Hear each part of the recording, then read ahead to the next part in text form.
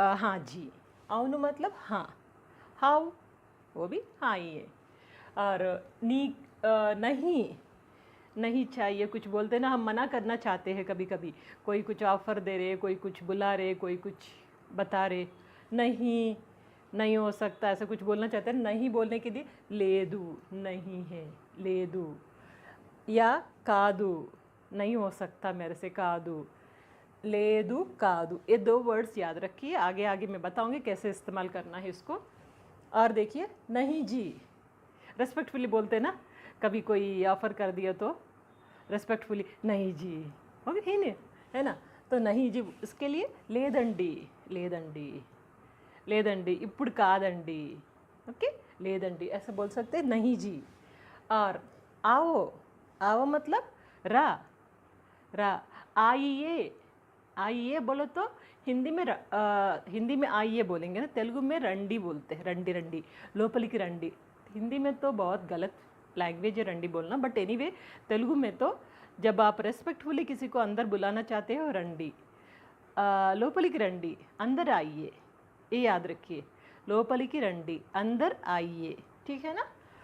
जाओ, जाओ काम कर लो अपना, बोलते ना कभी, जाओ, जाओ मतलब वेल्लू, ये ला भी दूसरा वाला ला है, वो हिंदी में नहीं है, नॉर्मल ला नहीं है वो, ला अड़ा, अड़ा, अड़ा, ओके, वेल्लू, जाओ वेल्लू, जाइए, ये है लिखने, हाँ लिख दिया, तो जाओ बोलो तो वेल्लू, जाइए, जाइए रेस्पेक्टफुली बोलते हैं जाइए ना, जाइए मतलब వెళ్ళండి, వెళ్ళండి, వెళ్ళండి, ओके వెళ్ళండి, వెళ్ళు जाओ, వెళ్ళండి जाइए, ओके जाइए వెళ్ళండి। नेक्स्ट नमस्कार, नमस्कार, नमस्कारमुలు, नमस्कारमुలు, अंते इतना ही है, ओके नमस्कार नमस्कारमुలు, मिलता जुलता बोली ना मैंने वही है।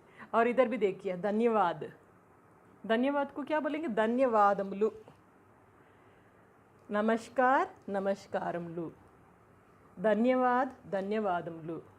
किसी से कुछ मुलाकात हुआ, जाते वक्त थैंक यू बोलना चाहते हैं ना, धन्यवाद बोलते हैं ना हम हिंदी में, ऐसे धन्यवादमुలు, धन्यवादमुలు ऐसे हाथ जोड़ के बोल सकते हैं, नमस्कार बोलते ना हम हिंदी में नमस्कारमुలు, ऐसे बस इतना ही, थोड़ा थोड़ा वर्ड्स आप सीखते रहे तो इजी हो जाएगा। आप स्क्रीनशॉट ले सकते हैं या लिख सकते हैं थोड़ा देर। इसके अलावा आज का बोनस क्लास, बोनस टिप एक बताऊंगी। जब आप तेलुगु वाले सामने आते हैं ना, आप हिंदी नहीं, अब तेलुगु नहीं बोल सकते हैं, उस समय में आप क्या करना है, मेरे को तेलुगु नहीं आती वो बोल सकते हैं ना आप हिंदी में, उसी को तेलुगु में बोलिए, मुझे तेलुगु नहीं आती, मुझे तेलुगु नहीं आती। क्या आप हिंदी में बात कर सकते, क्या बोलेंगे ना आप, उसी को तेलुगु में बोलेंगे, మీరు हिंदीలో మాట్లాడగలరా, अब मैं लिख दूंगी इधर, ये याद रखिए, इजी आसान होगा आपको किसी को फेस करना हो। एक है मेरे को तेलुगु नहीं आती, నాకు తెలుగు రాదు, నాకు తెలుగు రాదు, ओके నాకు తెలుగు రాదు, मुझे मतलब मुझे तेलुगु नहीं आती। क्या आप हिंदी में बात करेंगे क्या, क्या आप हिंदी में बात करेंगे क्या, उसके लिए మీరు హిందీలో మాట్లాడగలరా, మీరు, अच्छा మీరు हिंदी में, हिंदीలో మాట్లాడగలరా,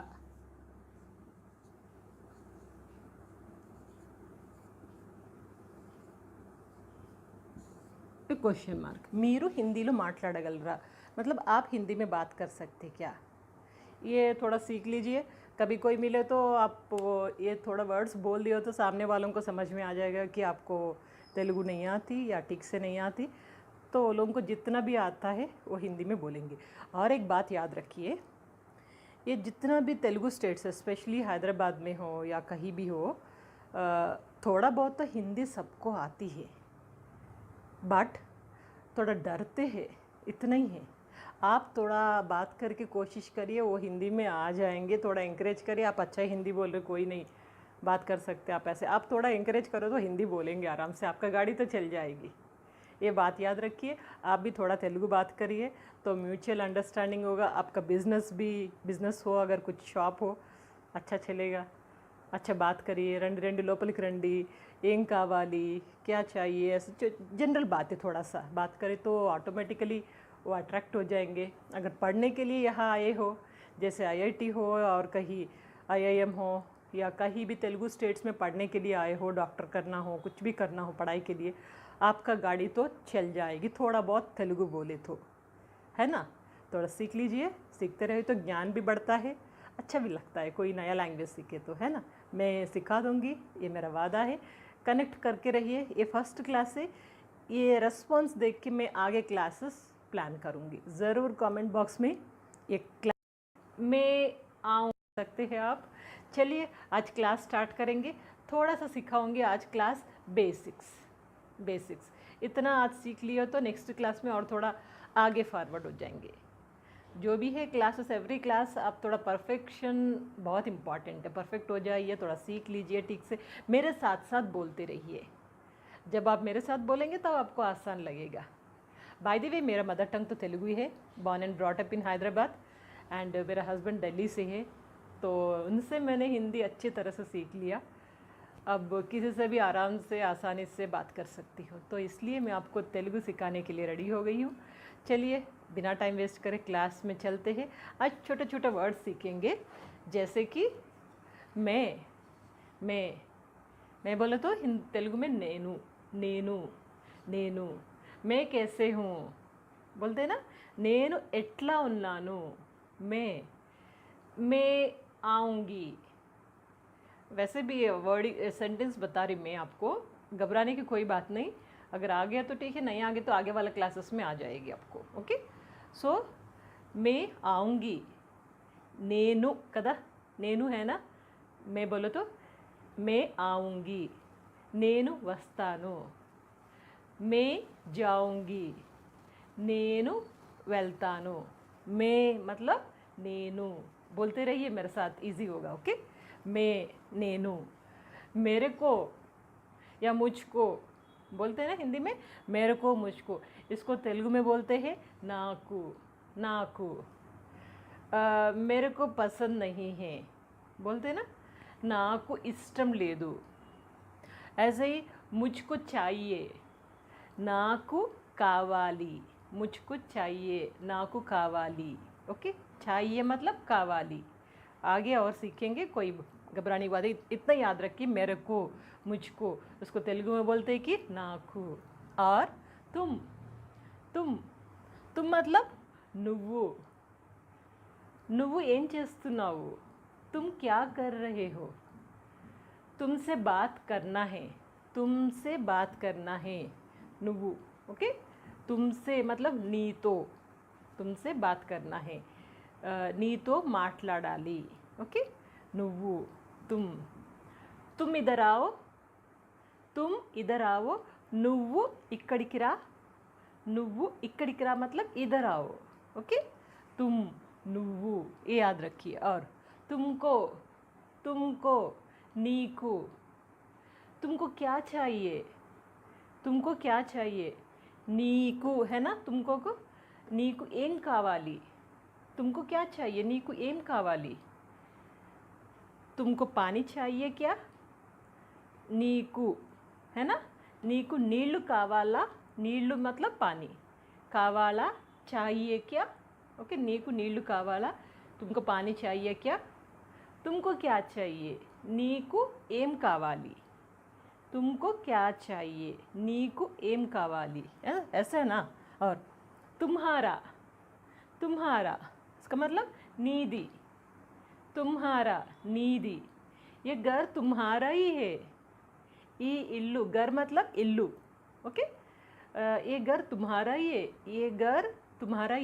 ये इल्लू नीदी, तुम्हारा ही है, नीदे। ओके, नीदी, ఇది नीदी, ये तुम्हारा है। ओके, तुम्हारा, नीदी। हम, बहुत सारे लोग होते हैं ना, हम लोग, है ना, हम मतलब मेमू, मेमू। हम इधर आए हैं, మేము ఇక్కడికి వచ్చాము, हम हमसे नहीं होता, हमसे नहीं होता बोलते ना, మా వల్ల కాదు, మేము చేయలేము, हम नहीं कर सकते हैं, మేము చేయలేము, మేము, हम, మేము। ये और एक भी यूज़ कर सकते, మనము भी बोल सकते, हम, మనము। మనము సినిమాకి వెళ్దామా, हम पिक्चर जाएंगे क्या, మనము సినిమాకి వెళ్దామా, हम पिक्चर जाएंगे क्या, వెళ్దామా, जाएंगे क्या। ओके। और देखिए हमको, हमको मतलब माकू, हमको, हमको ये घर अच्छा लगा है, हमको ये घर अच्छा लगा है, మాకు ఈ ఇల్లు చాలా ఇష్టమైంది, మాకు ఈ ఇల్లు చాలా ఇష్టము, ఇష్టము मतलब पसंद है। ओके। हमको, మాకు। वे मतलब వాళ్ళు, वे వాళ్ళు। ये है ना, ये वर्ड, ये लेटर याद रखिए। ला है ना, हमने ला लिखते तेलुगु में, आई मीन हिंदी में। तेलुगु में दूसरा लेटर है ला, वो हिंदी में नहीं है, ये नॉर्मल ला है। ला, या रा ला वा, ला वा है ना, या रा ला वा। तेलुगु में ऐसा है, या रा ला अड़ा, अड़ा भी है, अड़ा, अड़ा मतलब आ ला, अड़ा। ओके। वो वाला ला यूज़ करते, वे వాళ్ళు, వాళ్ళు, వాళ్ళు मतलब वे लोग। वे यहाँ नहीं आएंगे, वे यहाँ नहीं आएंगे, వాళ్ళు ఇక్కడికి రారు, వాళ్ళు ఇక్కడికి రారు। वे आना नहीं चाहते हैं, వాళ్ళు రావాలి అనుకోవట్లేరు, వాళ్ళు, वे। क्लियर ना, यहाँ तक बस ठीक है। और देखेंगे आप मतलब मीरू, रेस्पेक्टफुली बोलते हैं ना, आप आइए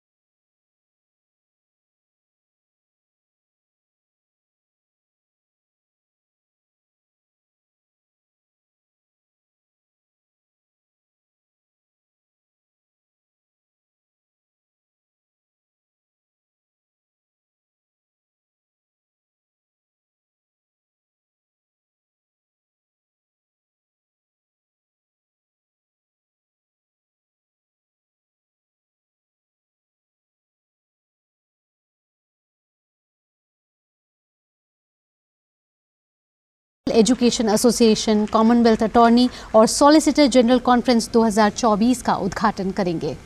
We would like to welcome you, Honourable Prime Minister, sir, by presenting you with a small memento, and I request the chairman of the organising now.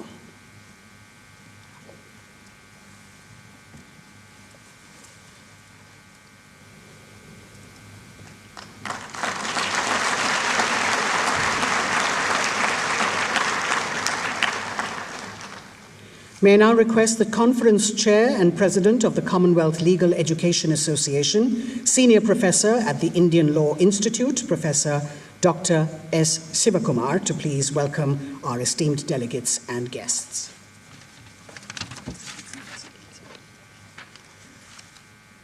Our Chief Guest, Honorable Prime Minister Sri Narendra Modi ji, Honorable Dr. Justice D.Y. Chandrachud, Chief Justice of India, dignitaries on the dais and off the dais. I extend a warm welcome and express gratitude to Honorable Prime Minister for accepting our invitation. The Commonwealth Legal Education Association, inspired by the Prime Minister's vision for G20, is hosting this gathering of Commonwealth attorneys, solicitors, and legal professionals. Aligned with the G20 theme of Vasudhaiva Kudumbakam, or One Earth, One Family, One Future, we aim to promote just and equitable global growth. This conference echoes the G20 message, and I am confident that it will contribute to the ideals. Once again, a heartfelt welcome to our Honourable Prime Minister. Honorable Dr. Justice D.Y. Chandrachud, Chief Justice of India, is praised for his dedication and legal acumen. We welcome you, Lordship. I extend warm welcome to our Chief Patron, Honorable Justice Suryakant, Judge, Supreme Court of India, Honorable Law Minister for Law and Justice, Sri Arjun Ram Meghwal, Dr. R. Venkatramani, Learned Attorney General, Mr. Tushar Mehta, Learned Solicitor General, in whose guidance we are organizing this event. We are honored to have attorneys and solicitors from diverse Commonwealth nations gathered at this flagship event. This is the first initiative globally, symbolizing a shared commitment to justice and legal collaboration. Let's learn, inspire change, and contribute collectively to the global justice advancement. Once again, welcome you all. Thank you.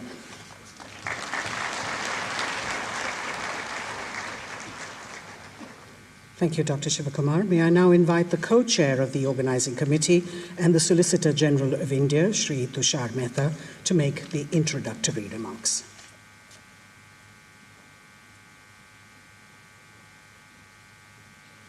Good morning to every one of you. Respected Sri Narendra Modi ji, the Honorable Prime Minister of India, Dr. Justice D.Y. Chandrachud, Honorable Chief Justice of India, my Lord Justice Suryakant, Senior Judge, Supreme Court of India, the dignitaries on the dais, the Honorable Judges of the Supreme Court of India, the Chief Justices of High Courts, and other Honorable Judges, my colleague Attorney Generals and Solicitor Generals who have come all the way from Commonwealth countries, Advocate Generals of various states, dignitaries, ladies and gentlemen. On behalf of the organizing committee and on my behalf, I welcome all of you to one of its kind conferences which would specifically address the most relevant issue facing the world today, that is, cross-border challenges in justice administration. There are certain legal issues which no longer remain within the geographical bounds of one country or few countries and take a global shape. They transcend geographical borders, and therefore it is very difficult to deal with some of the offenses without cooperation amongst different countries. Friends, under the visionary leadership of our beloved Prime Minister, Sri Modi ji, Our country has become one of the fastest growing economy in the world and will soon become one of the first three major economic powers under the visionary leadership of our Honorable Prime Minister. With the development on the economic front and all other fronts taking place simultaneously, the legal challenges have also increased manifold. The subject of this conference cannot therefore be more apt and more relevant. We shall have to consider jointly our respective legal frameworks and justice delivery administration so as to ensure that cross-border challenges in justice delivery system is addressed while keeping in tune with our respective constitutional goals and limitations. India is a signatory of Vienna Convention, the Palermo Convention, and all other conventions, and is also a member of Financial Action Task Force. India is committed to deal with several global legal challenges for which we shall have to have mutual legal assistance and sufficient legislative framework so that we can tackle and deal with certain global challenges together. Friends, India is a land of opportunities and all of you are here to see that for yourself. Let the emerging India's economic scenario be the guiding light of today's discussion and brainstorming. I welcome you all. Thank you very much.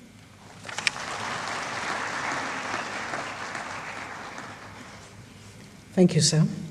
May I now request the Chairman of the Organizing Committee of the Commonwealth Attorneys and Solicitors General Conference and the Attorney General for India, Dr. R. Venkataramani, to please address the Assembly.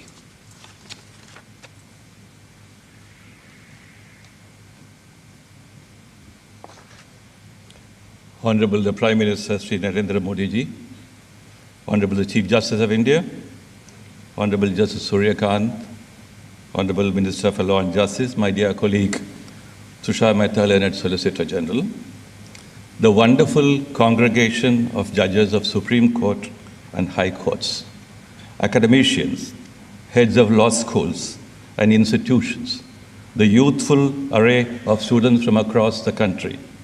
On your behalf, let me welcome our loving guests from abroad, including honorable judges from Australia, Bangladesh, Malaysia, Singapore, and Sri Lanka, who have traveled long distances to be with us for the next 3 days. The chilly winter has been made warm by the bright presence of each one of you.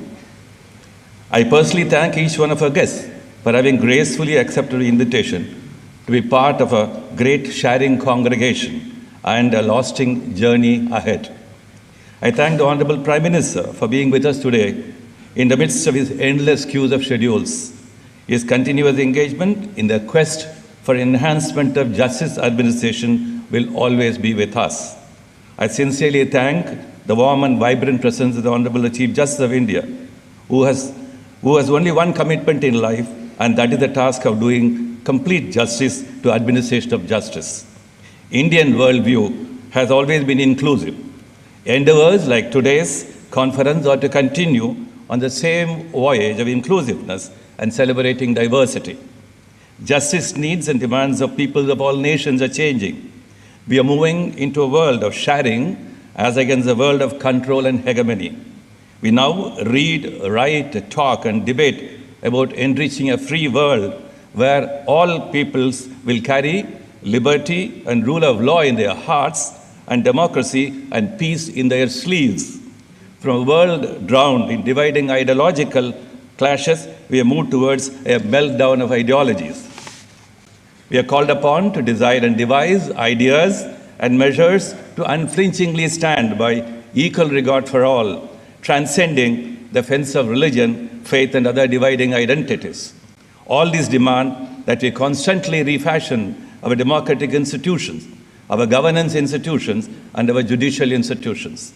All these demand that we are always on the vigil against the emergence of newer forms of hegemony and control by any country, by any people, or even by economic forces. Colonialism has both enslaved and also planted ideas of freedom and transplantation of legal systems. The amalgamation and mergers of legal systems and justice ideas are now our common heritage. The emerging frontiers of technology are like new mind and culture colonizations. They are enabling in as much as they connect and unite all of us. We are here today in many connected ways because of technology. They are challenging in as much as they opened up new doors and windows of control and misuse. In the midst of all this, the old idea of Commonwealth with colonial roots has transformed itself. The Association of Commonwealth Nations is blossoming in new ways. We have the Commonwealth Lawyers Association and the Commonwealth Law Reforms Commission. One missing link, I thought, is the legal education collaboration and its contemporary connection to our exchanges in trade, commerce, and dispute resolution concerns. There has been no concerted effort in the exchange of ideas in the field of legal education among Commonwealth countries. The experiments India has made in the field of legal education are valuable lessons. The study of the scope for Commonwealth justice education framework as a fair model is an exciting invitation.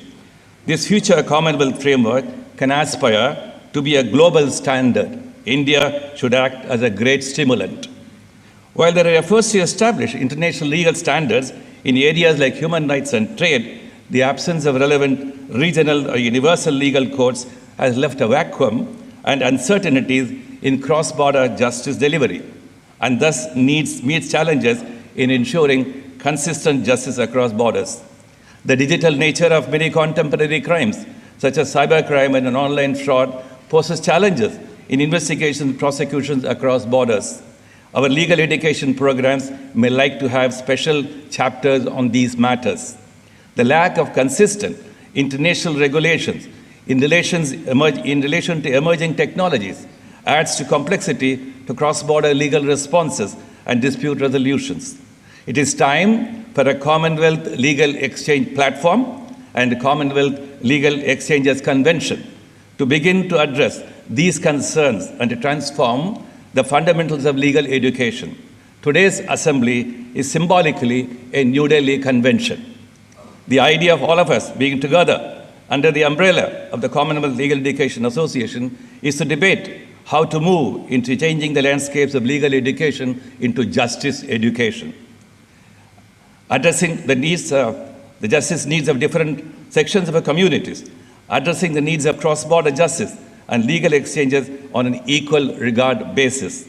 We need to create and sustain important platforms for such exchanges. This beginning today is a humble hope for enduring relationships and connections. At the bottom of it all is the bondage of our cultures and values, distinct and special, but universal.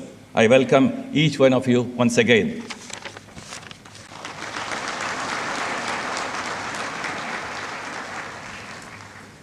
Thank you, sir. May I now request the Honourable Minister of State with Independent Charge for Law and Justice, Government of India, Shri Arjun Ram Meghwal, to please address the august gathering.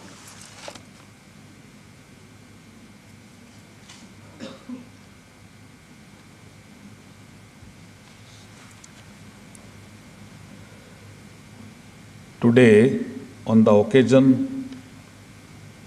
this occasion, sitting on the dais, the most popular leader of the world, Yug Naik, Honorable Prime Minister of India, Shri Narendra Modi ji, Honorable Chief Justice of India, Justice Dr. D.Y. Chandrachud Sahab, Honorable Justice Surya Kant ji, Judge Supreme Court of India, and Chief Patron of CLEA, Attorney General of India,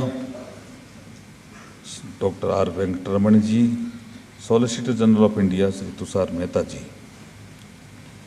President CLEA and Senior Professor, Indian Law Institute, Professor S. Shiv Kumar ji, Honorable former and present judges of the Supreme Court, Chief Justice of the different High Court, Attorneys and Solicitor General from the Commonwealth countries, Advocate Generals of all states, other distinguished luminaries, scholars, students, friends from media, and ladies and gentlemen, a very good morning to all of you.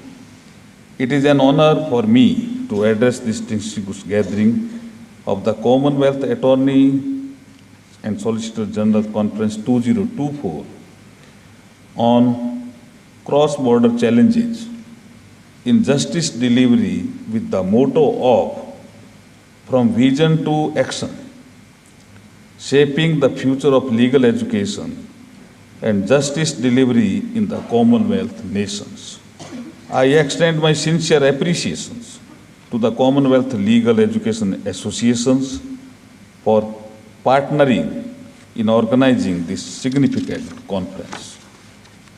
India is a mother of democracy and the largest member states of the Commonwealth, having nearly 60% population of the association, proudly welcomes all the valued dignitaries to this prestigious conference.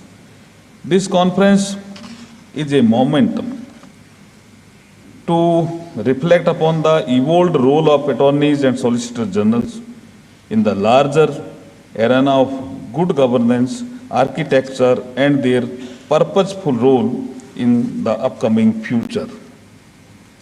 The timelines for institutionalizations of the post of Attorney General and Solicitor Generals may vary among the member states of the Commonwealth, but the historically perspective gives us valuable insights into the advisory role of this fraternity.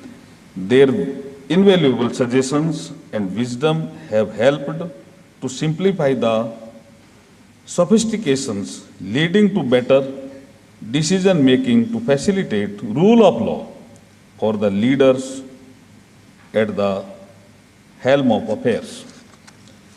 In India also, the wisdom of the founding fathers of the constitutions has designated the Attorney General as a constitutional post. He is the highest law officer and chief legal advisor in the country. Once Baba Sahib Dr. B.R. Ambedkar said, I am firm enough to say civilization cannot exist without advocate. Law is very foundation of civilization. I would like to add that being at the intersection of the diverse legal, political, constitutional functions, the attorneys and solicitors general are responsible stakeholders of the governance paradigms. Their single opinion has dramatic potential to bring effectiveness and purpose to national and international affairs. Today, in the technologically connected world, we are living in a global village. The global challenges of the day require global solutions through the coordinated efforts of all stakeholders. I am happy to note that this conference is addressing diverse yet interrelated ranges of issues that include the judiciary and justice system, legal education, and global legal challenges. Technology has emerged as a big enabler for digitally empowering society. India has showcased testimony to it as it has marched ahead with the commencement of a citizen-centering, technology-driven modern legal system. Telelaw, Nyay Setu, Phase 3 of E-Code project are transforming the judiciary by setting up digital, paperless, and smart courts. It has emerged as a global leader by conducting over 3 crore judicial proceedings through video conferencing. The nation has leapt forward to becoming Viksit Bharat by 2047. The Ministry of Law and Justice is religiously aiming to achieve justice for all through the speedy, affordable, and technology-enabled citizen-centering doorstep justice delivery system. I feel that the outcome of this conference will not merely help to address the cross-border challenges in justice delivery, but also facilitate to rooting out the menace of climate change, global warming, terrorism, drug and human trafficking, cyber crimes, and extremism, among others. The course correction in the justice delivery system has resonance in every space of human life. The whole world has sensed and fragrance of time-tested cultural values of Vasudev Kutumbakam, resonated during the successful G20 presidency hosted by India based on the theme of One Earth, One Family and One Future. In conclusion, I would say that the dialogue, diplomacy and aligned collective action are ways forward for amicably resolving the challenges and facilitating a better world for the upcoming generations. I am hopeful that this conference will become an instrument to take collective action by qualitatively shaping our dialogues and nurturing the diplomacy to build a just society, promoting peace, prosperity and welfare of entire humanity. Jai Bharat.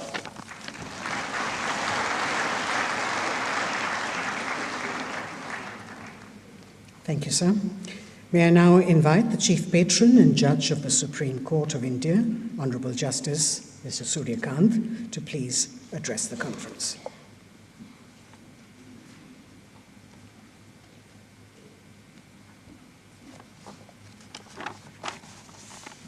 Honorable Prime Minister of India, Shri Narendra Modi ji, Honorable Chief Justice of India, Dr. Justice D.Y. Chandrachud, my esteemed brother and sister judges from the Supreme Court of India, Honorable Minister of Law and Justice Shri Arjun Ram Meghwal ji, Learned Attorney General for India Dr. R. Venkatramani, Learned Solicitor General of India Mr. Tushar Mehta, Honorable judges from the Federal Court of Malaysia, Federal Court of Australia, Supreme Court of Bangladesh, Supreme Court of Sri Lanka, Chief Justices and judges from different high courts, learned Attorney Generals, Solicitor General and law officers from various Commonwealth jurisdictions, Professor Dr. S. Shivakumar, President, Commonwealth Legal Education Association, senior advocates and members of the Supreme Court Bar Association, learned Vice Chancellors, jurists, academicians, delegates, representatives, distinguished guests, Advocate Generals and other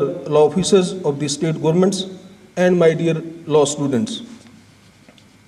It's my proud privilege to welcome all the esteemed dignitaries gathered here today for gracing the Commonwealth Attorneys and Solicitor General Conference 2024.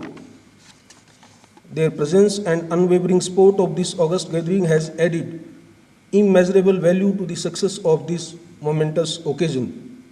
I extend my heartiest congratulations to Learned Attorney General for India, Solicitor General of India and the Commonwealth Legal Education Association for this collaborative initiative and for having organized this event so seamlessly. The Commonwealth Legal Education Association, which I represent as its chief patron, stands as a beacon for advancing high standards of legal education. It is committed to socially relevant and professionally impactful legal education by fostering the development of legal curriculum, supporting law schools in preparing for the evolving professional demands, and promoting continuing legal education. The association contributes to the overarching goal of enhancing legal practices within the Commonwealth. The theme of 2024 conference is cross-border challenges in justice delivery, which addresses the complexities of our interconnected world. It allows us to navigate the intricate legal landscapes that transcend national boundaries. This conference will be an illustrious platform for diverse stakeholders within the Commonwealth to realize the importance of collective wisdom and inclusivity. In light of our shared history and the subsequent trajectory of our development, we must unite collaboratively, jointly hand to traverse the journey of progress together. India stands proudly at the forefront, embodying a commitment to shaping the discussions and outcome of this significant event through its rich legal heritage. This conference aims at bringing together legal luminaries, scholars and practitioners in an effort to translate visionary ideals into tangible actions. Its true significance lies in encouraging substantive discussions on pressing legal issues, promoting mutual understanding of legal mechanisms in the Commonwealth nations, and strategically charting the path forward for the evolution of legal education and justice systems. The presence of outstanding jurists from 30 jurisdictions also represents a unique opportunity to synthesize diverse perspectives and thus becoming a catalyst for transformative change within the Commonwealth legal domain. The motto of the conference, "From Vision to Action, Shaping the Future of Legal Education and Justice Delivery in the Commonwealth Nations," captures the very ethos of the event and highlights its role in tracing the course of legal education and justice delivery within the Commonwealth and beyond. It reflects the proactive stance of the conference, emphasizing actionable strategies. It also underscores the commitment of the Commonwealth nations to spearhead legal innovation, adapt to evolving challenges, and build a future where legal education is robust, justice is accessible as well as affordable, and the rule of law prevails. The 4 technical sessions will lead us to deliberate on the complex correlation between legislative structure and the administration of justice.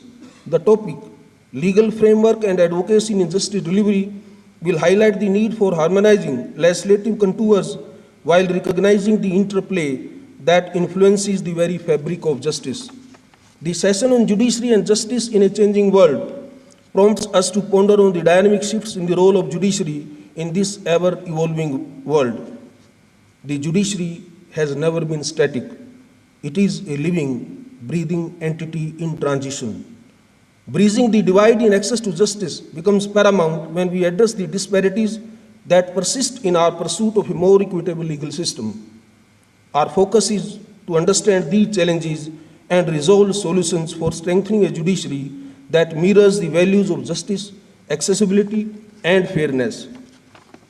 Our discussion on global legal challenges and institutional resilience will focus on the cross-border challenges in the justice delivery system. Tackling transnational crimes and enhancing institutional capacities become imperative aspects of our discourse.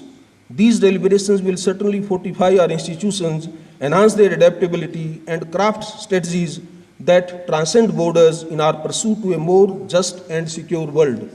In the last and perhaps the most crucial session would be transporting legal education for the future, a roadmap which propels us into the future, envisioning the transformation and reimagination of legal education, contemplating its role in molding the future of our profession.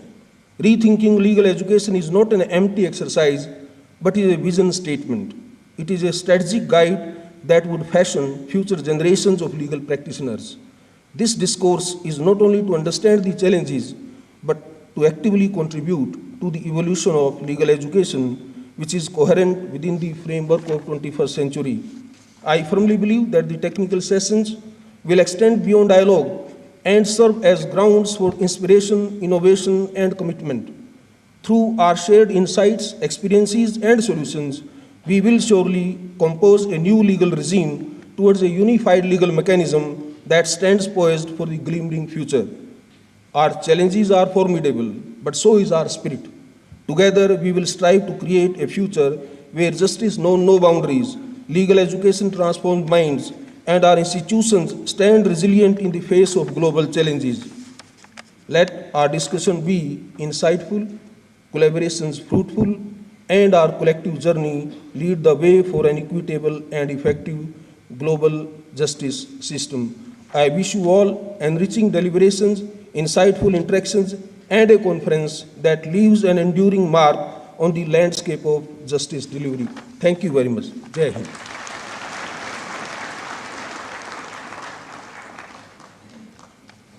Thank you, sir.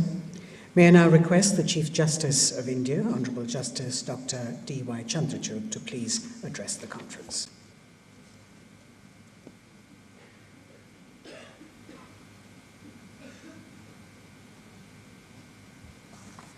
Namaskar.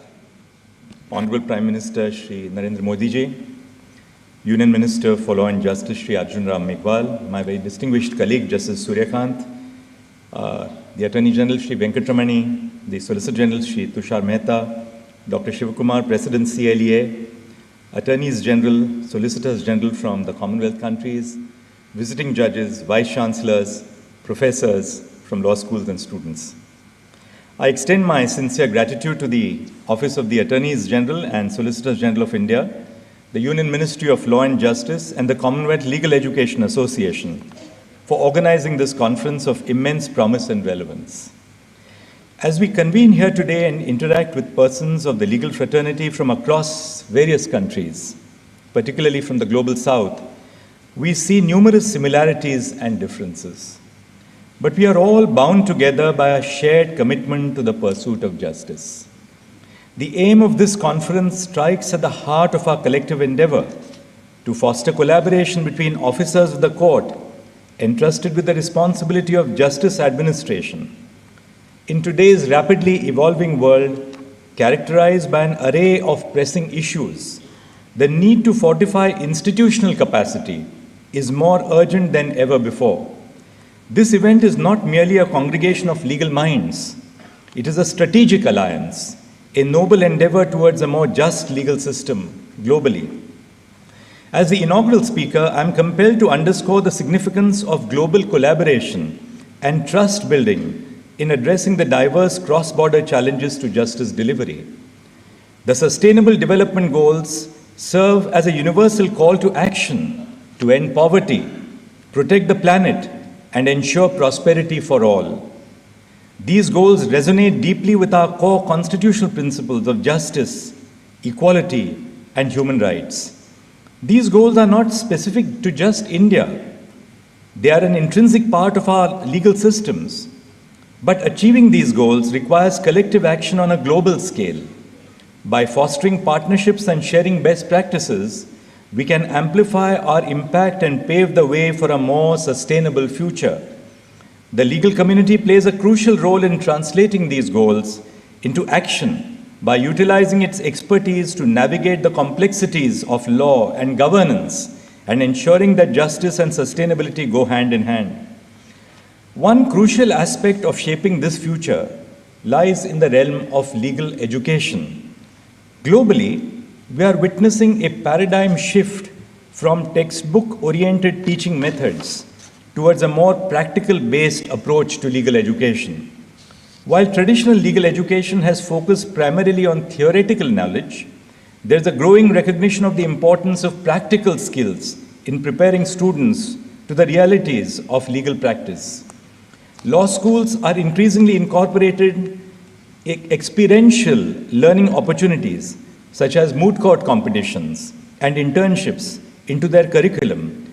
These initiatives provide students with a hands-on experience and real-world insights, equipping them better to navigate the complexities of legal practice. This is reflected in the countless international moot court competitions which are conducted by various colleges in different parts of the world, including India. Moreover, the emerging trends in legal education, such as the integration of technology and interdisciplinary studies, offer exciting opportunities for innovation and collaboration. However, as we strive to modernize legal education, we must also confront the question of equitable access to legal education. Entrance tests for admission to law schools must not be exclusionary of the socially marginalized. We must ensure that our admissions processes are fair, transparent, and inclusive. This necessitates a holistic approach towards admission and recruitment that considers not only academic performance, but also factors such as socioeconomic background, diversity, and life experiences. Courts not only refer to the jurisprudence evolved by courts of other jurisdictions while deciding questions of constitutional importance, but also refer to the best practices on the administrative side. In the past year, the Supreme Court of India has hosted members of the E-Committee of the UK courts and judges of countries across the world, belonging particularly to the Shanghai Cooperation Organization, SCO countries, where we discuss the best practices for the administration of justice. Our interactions range from discussions on the interface of technology and justice delivery mechanisms, and the presence or absence of statutory timelines for pronouncement of judgments once they are reserved by judges. I remember that when I drafted the white paper on reforms to the clerkship recruitment process in 2021 of the Supreme Court, before I took over as Chief Justice of India, my team of judicial law clerks and I studied the process of recruitment of law clerks in various jurisdictions. We identified the best practices in various countries and proposed a reform of the process which would ensure equality and increase diversity of applicants. At this conference, focused on law officers, it is pertinent to consider their pivotal role in upholding the ethics in legal practice. Law officers serve as the primary point of contact between the courts and the government, representing not only the government as an institution, but also the various departments and officials within it. The Attorney General and the Advocates General are posts envisaged under our Constitution. Several other law officers also represent the Union and the states, including the Solicitor General, Additional Solicitor General, Additional Advocates General for the states. The Supreme Court has repeatedly emphasized that law officers and professionals should not only assist the administration of justice, but also uphold the honor of the legal profession through exemplary conduct from both within and outside the courtroom. Ethics in legal practice encompass a wide range of principles, such as offering valuable insights into decision-making. Virtue ethics, for instance, underscores the importance of cultivating moral character and pursuing excellence in every aspect of legal work. In the context of the legal profession, this translates into a commitment to integrity, honesty, and professionalism in all endeavors. A crucial aspect of executive accountability rests on the ethical conduct and responsibility of law officers, who function not only as representatives of the government, but also as officers of the court. The eminent jurist, Nani Palkhiwala, wrote to Mr. Soli Sorabji on his appointment as Attorney General for India, and he said, "The greatest glory of the Attorney General is not to win cases for the government, but to ensure that justice is done to the people." Law officers bear a greater responsibility in upholding ethical standards compared to private practitioners, given their role as guardians of the rule of law. An exemplary figure in this regard is the late Soli Sorabji, a former Attorney General, who during his tenure demonstrated a commitment to justice by advising the Union when it lacked a valid legal case. It is imperative that law officers remain impervious to the polity of the day and conduct themselves with dignity in court, ensuring the integrity of legal proceedings. Simultaneously, we need to recognize the significance of cultivating a shared commitment to justice.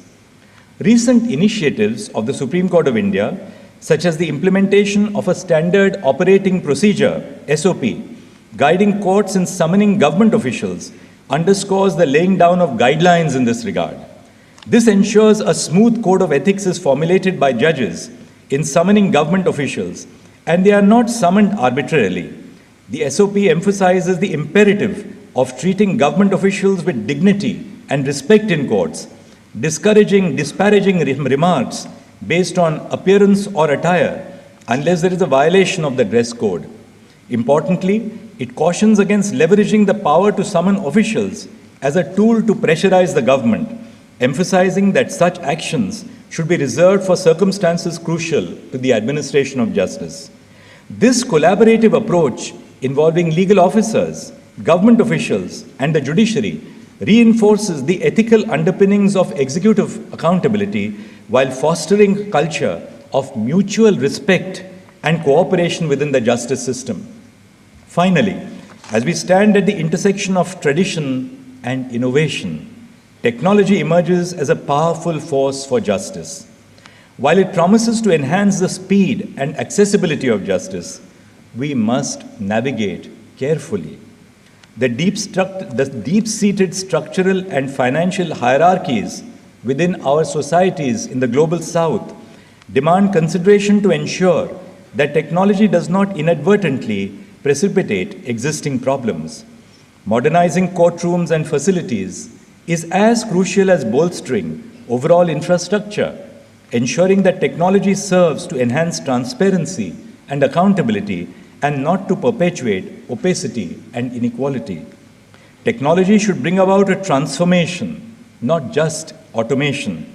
Dr. B.R. Ambedkar the architect of the Indian Constitution's insight that law and order are the medicine of the body politic, and when the body politic gets sick, medicine must be administered.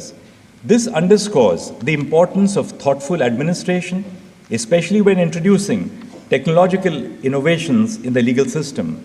The e-courts project, for instance, aims to leverage technology to improve access to justice for all citizens.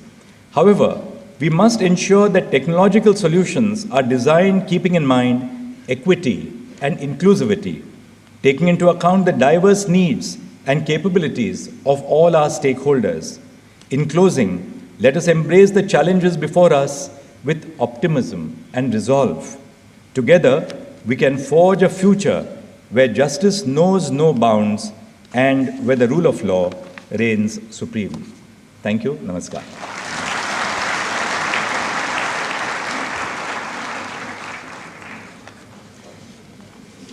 Thank you, Honourable Justice, sir.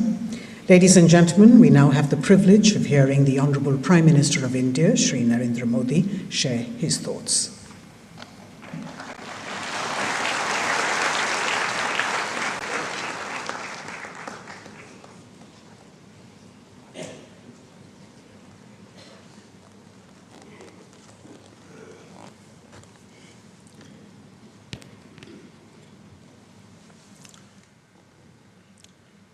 Distinguished legal luminaries, guests from various nations across the world, and members of the esteemed audience, my greetings to all of you.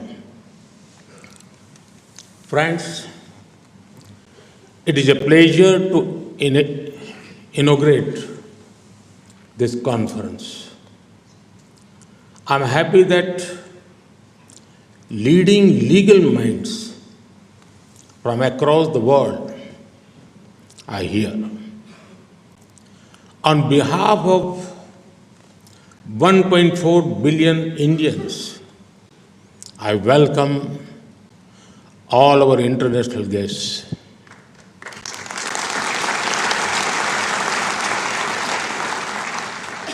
I urge you all to experience incredible India to the fullest.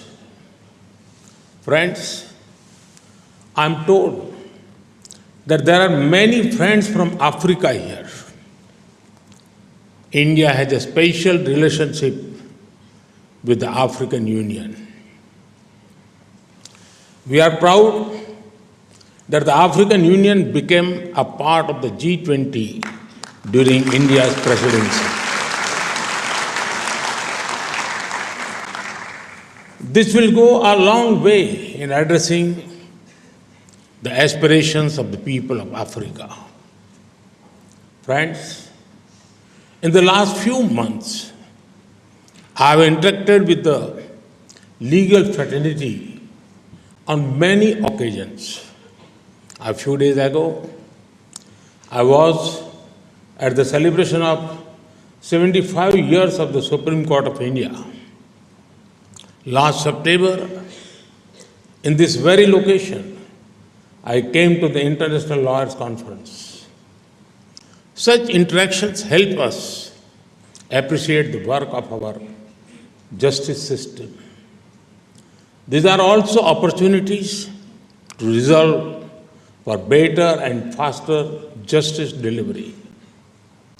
Friends, justice has been given great importance in Indian thoughts. Ancient Indian thinkers said, Nyayamulam Swarajyam Syat. It means justice is at the root of independent self-governance. Without justice, even the existence of a nation is not possible. Friends, the theme of this conference is cross-border challenges in justice delivery. In a highly connected, rapidly changing world, this is a very relevant topic. Sometimes ensuring justice in one country requires working with other countries. When we collaborate, we can understand each other's system better. Greater understanding brings greater synergy. Synergy boosts better and faster justice delivery. Therefore, such platforms and conferences are important. Friends, our systems already work with each other in many domains. For example, air traffic control and maritime traffic. Similarly, we need to expand cooperation to investigation and justice delivery. Cooperation can happen even while respecting each other's jurisdictions. When we work together, jurisdiction becomes a tool to deliver justice, not delay it. Friends, in recent times, the nature and scope of crime have seen radical change. Criminals have wide networks across various countries and regions. They use the latest technology for both funding and operations. Economic crimes in our region are being used to fund activities in other regions. The rise of cryptocurrency and cyber threats are posing new challenges. 21st century challenges cannot be fought with a 20th century approach. There is a need to rethink, reimagine, and reform. This includes modernizing legal systems that deliver justice. This includes making our systems more flexible and adaptable. Friends, when we speak of reforms that need to be focused on making justice system more citizen-centric, ease of justice is a pillar of justice delivery. In this space, India has many learnings to share. In 2014, the people of India blessed me with responsibility of becoming the Prime Minister. Before that, I worked as the Chief Minister in the state of Gujarat. Back then, we decided to set up evening courts. This helped people attend court hearing after their work hours. This gave justice but also saved time and money. Hundreds of thousands of people benefited from this. Friends, India also has a unique concept of Lok Adalat. It means people's court.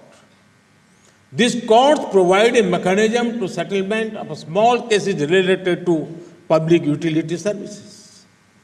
This is a pre-litigation process. Such courts have resolved thousands of cases and ensured easy justice delivery. Discussions on such initiatives could be of a great value across the world.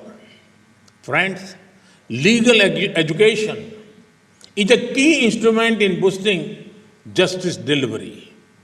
Education is where both passion and professional competence are introduced to young minds. Worldwide, there is a discussion on how to bring more women into every domain. The first step to do so is to make each domain inclusive at the educational level. When the numbers of women in law schools increases, the numbers of women in the legal profession will also increase. Participants in this conference can exchange ideas on how more women can be brought into legal education. Friends, the world needs young legal minds who have diverse exposure. Legal education also needs to adapt to changing times and technologies. Our focus on understanding the latest trends in crime, investigation, and evidence would be helpful. Friend, there is a need to help young legal professionals with greater international exposure. Our finest law universities can strengthen exchange programs between countries. For example, India has perceived the world's only university dedicated to forensic science. Students, law faculty, and even judges from various countries can be helped to explore short courses here. Further, there are many international institutions related to justice delivery. Developing countries can work together to get greater representation in them. Our students can also be helped to find internship at such institutions. This will enable our legal system to learn from international best practices. Friends, India inherited a legal system from colonial times, but in the last few years, we made a number of reforms to it. For example, India had done away with thousands of obsolete laws for colonial times. Some of these laws had the potential to become tools of harassment of people. This has boosted ease of living and ease of doing business. India is also modernizing laws to reflect the present realities. Now, the 3 new legislations have replaced more than 100-year-old colonial criminal laws. Earlier, the focus was on punishment and penal aspects. Now, the focus is on encouraging justice. Therefore, citizens have a sense of assurance rather than fear. Friends, technology can also have a positive impact on justice system. In the last few years, India has used drones to map places and provide clear property cards to rural people. Disputes reduce, the possibility of litigation reduces, and the justice system load decreases, making it more efficient. Digitization has also helped many courts in India take proceedings online. This has helped people access justice even from far away locations. India is happy to share its learning in this regard with our countries. We are also keen to learn about similar initiatives in other countries. Friends, every challenge in justice delivery can be addressed, but the journey starts with one shared value. We must share a passion for justice. May this conference strengthen the spirit. Let us build a world where everyone has access to timely justice and none is left behind. Thank you. Thank you very much.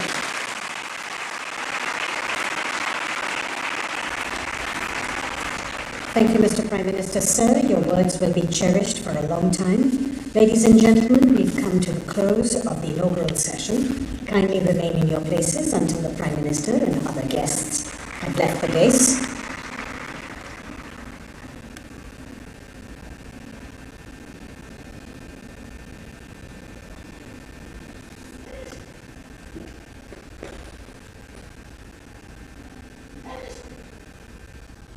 तो दिल्ली के विज्ञान भवन से अभी आप सुन रहे थे प्रधानमंत्री नरेंद्र मोदी को, जो कि कॉमनवेल्थ लीगल